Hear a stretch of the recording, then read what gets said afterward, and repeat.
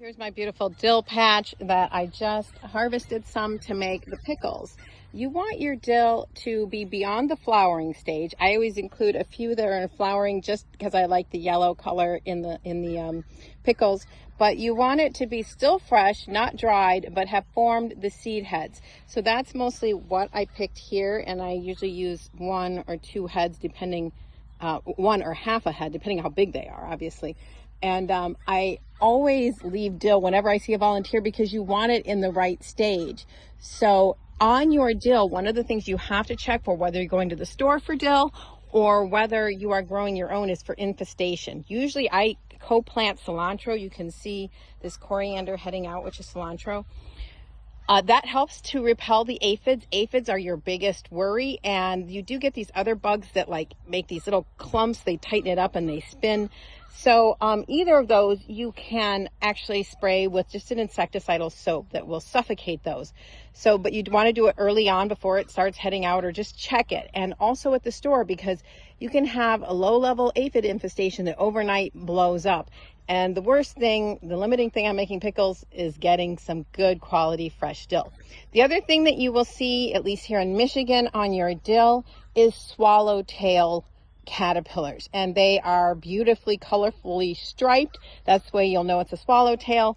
You can decide if you have enough dill to just let them continue eating it. Usually there's not too many, or whether you want to move them onto some wild carrot or whatever, I don't know, but just let you know, we'll usually only see them when they get big enough. That's what those colorful caterpillars are. They are swallowtail caterpillars. So we have cucumbers, we have pickles. We're going to make them pickles. Dill from my garden that I just picked. You're going to need some white vinegar, some distilled water, some canning salt, some dill seed, mustard. I have black peppers, and maybe some dried spicy peppers or some red pepper seed if you want that. I don't know if I have any here. Some garlic from my garden, and these I'll make into spheres. And then over here I have my jars that I've washed, and I have some water boiling on the stove, and I will pour that into the jars. And then here, what I'm going to do is I'm actually going to boil some needles. What are these needles for? Well, what I've been taught is that for the pickles, what you want to do is actually just cut off this blossom end, just a tiny little bit, and I'll show you how to do this in a second. Interesting view. So what you're going to do, you want to cut off the blossom end. I've been told that the blossom end makes it bitter and that it makes it more likely to be soft. So I'm going to cut off each one of these blossom ends of that entire thing. And then what I'm going to do is I'm going to pierce them through with this needle from both ends. And apparently that allows the brine to go through.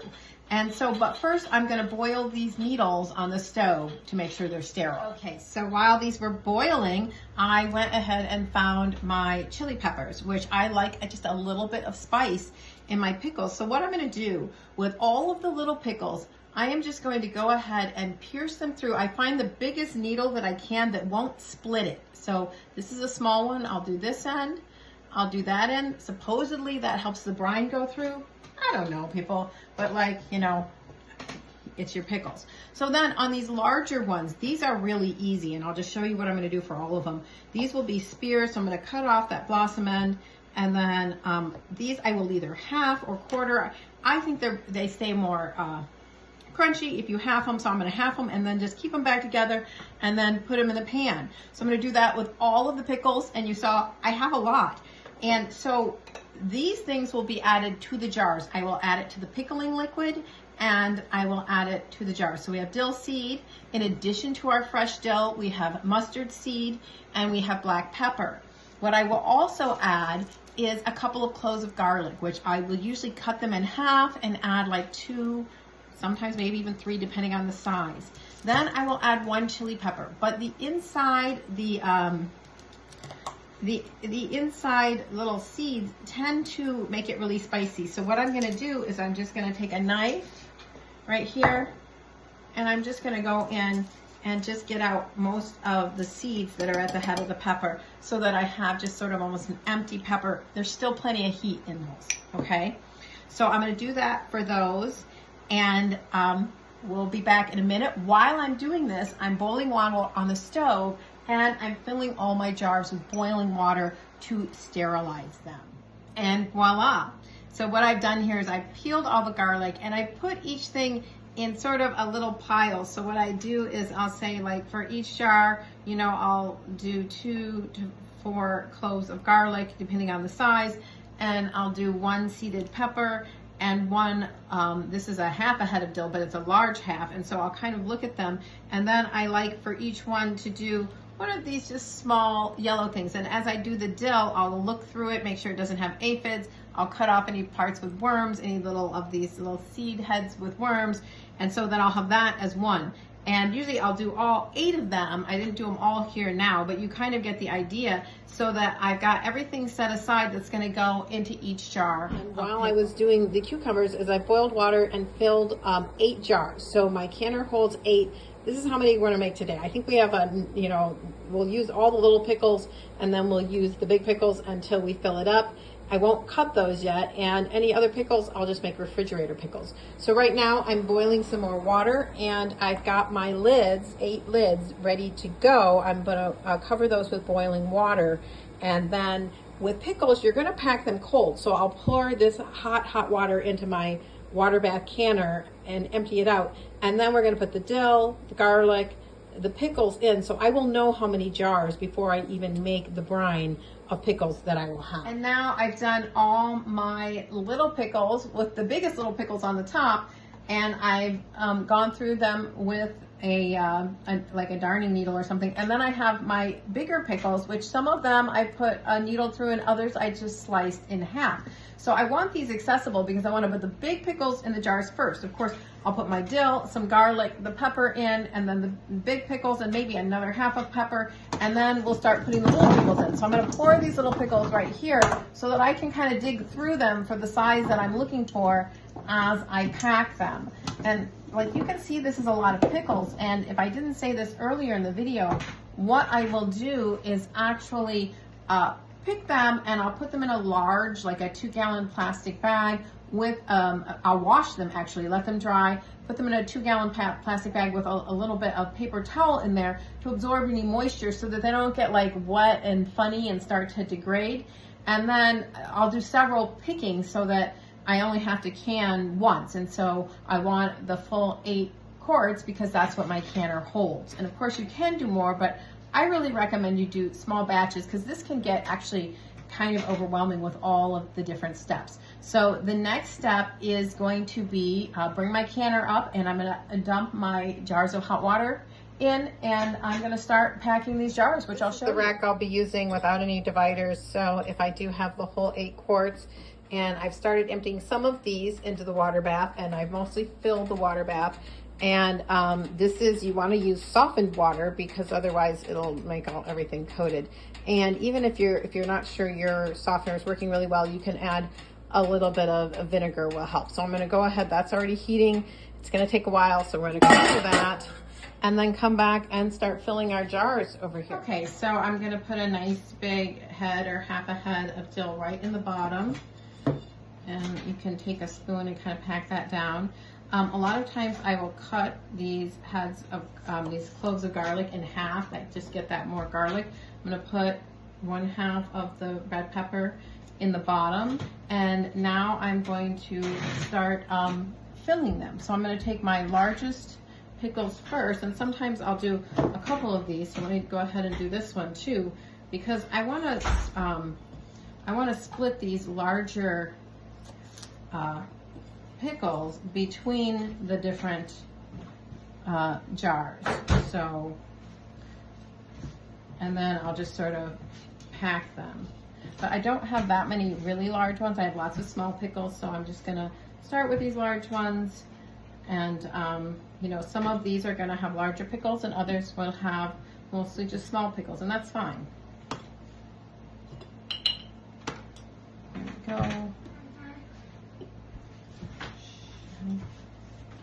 So this is where it's sort of just this empirical process of seeing what fits in here and trying to get the most pickles into each jar and getting some really thin pickles along the sides here. So when I have this first layer here and have filled it pretty well, I'll stick some of these tiny ones down on the side. Then I'll add, you know, some more garlic, another half of red pepper. Oops. I'll add one of these little guys, and then I will start filling with these tiny pickles.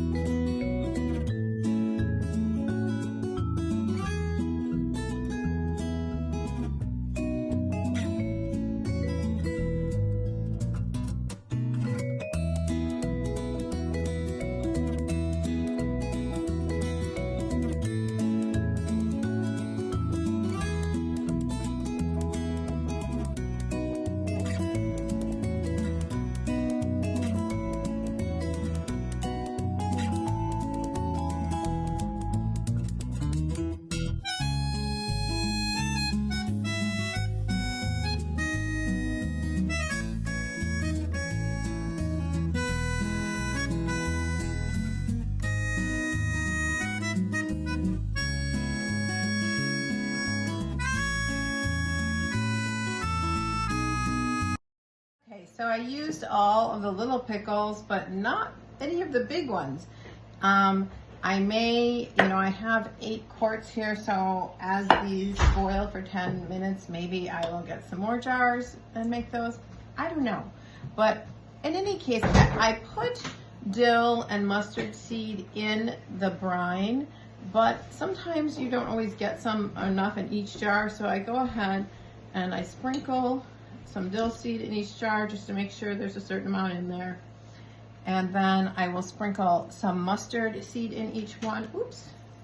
Okay, maybe I should just use a spoon for that. I'll sprinkle some mustard seed in each jar. Not really that particular about it. And then a few peppercorns maybe, which I will also put in the brine. And just a little dash of turmeric will go in each one. So this already has the fresh dill, it has the fresh garlic, a seeded pepper, and then when you make the brine, you are going to use 1:1 water to white vinegar, and then it's for every cup of water and or white vinegar, you will use a tablespoon of canning salt. And then I will add some of these to that as well. Okay, so I've added 4 cups of distilled water, 4 cups of white vinegar to this, and then I'm going to add about a tablespoon each of yellow mustard. Oh, that looks good. And it's not like it has to be that specific, of dill seed. Yeah, good enough. And then not a tablespoon, but a little bit of black pepper. Okay, and so we're going to let that heat until it is boiling, and then we will just pour that into each of our things. Okay. And you will add 1 tablespoon of salt for every cup of water. So since I have 8 every cup of liquid, that's 4, 5, 6, 7, 8. Okay, I just wanted to keep counting. So you'll do it for every cup of liquid, such that I have 4 cups of water, 4 cups of vinegar. So for every cup of brine, I guess is what I should say. Okay, and I'm not doing this at my house, so I forgot my turmeric. And I forgot my ladle, so I'll have to do, this is a straining ladle, but I don't want to strain those things. I want to put them in. So I want to bring this to a rolling boil, and that will also infuse all of these spices. And I kind of want to distribute it evenly between these jars. And I've got this on. Okay, the brine is at a rolling boil, so I'm going to go ahead, and I will turn it down a little bit. And then I will start ladling it. And of course I want to get some stuff. I've got my little canning thing. And the other thing is that as you add this, the pickles will shrink just a tiny bit so that you can maybe pack them in, and then you can also take a knife and help adjust them down if you need to, so as they shrink a little bit. And again, if I have to make more pickling brine, it just takes a minute to do. Okay, so that one's not done, but I'm going to switch these out a little bit so that I can evenly distribute this brine with all of the stuff in it. I'm going to put it all in one.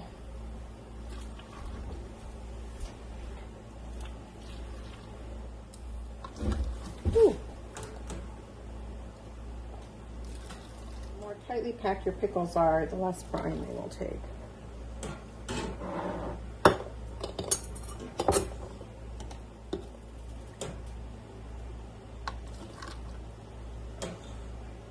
All right, looks like I'm gonna have to make more brine, but you get the idea.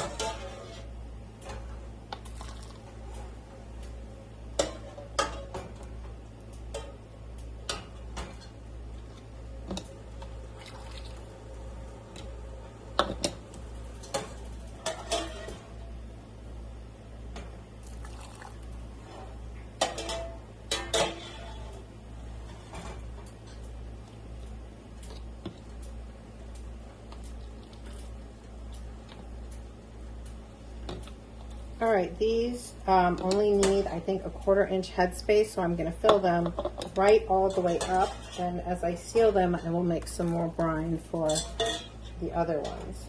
So just going to top those off and add more water and more. I'm going to take a wet towel and go over the edge. We don't want any seeds stuck in there because that will break the seal, and that isn't unlikely with pickles. So because of the dill seed, so I'm going to tighten that down, and then I'll put it in my rack over here, and then I'll do the next one. I have this other wet towel to hold the hot jars. They will be kind of hot. I want to make sure all of those seeds get down into the brine and that they're not going to get up into this lid. And of course you want it fairly tight so that as you boil it, those seeds, those dill seeds, don't get in and break that seal. Also, actually I forgot to do that, but I think it's okay. Usually the air will come out.